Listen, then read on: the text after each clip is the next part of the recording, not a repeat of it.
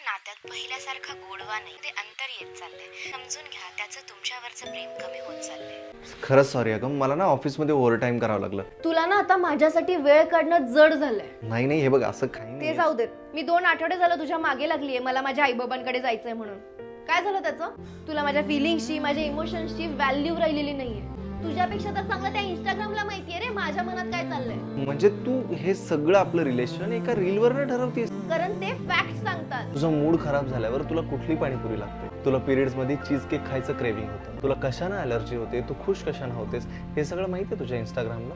मी ऑफिसमध्ये over time करतोय का, तर आपल्याला आपलं घर घेता यावं म्हणून. हे सोशल मीडिया आपल्या या सगळ्या माणसांच्यावर इतकं हावी झालंय ना, की आपलं खुश असणं, आपलं दुःखी होणं हे सगळं सोशल मीडिया ठरवतंय. सो कॉल्ड रील्स ना आपल्या पर्सनल आयुष्यात घुसायला लागल्या. त्या फक्त एंटरटेनमेंट म्हणूनच असाव्या. पर्सनल आयुष्यात आल्या ना तर कितीतरी संसार उद्ध्वस्त होतील. सॉरी.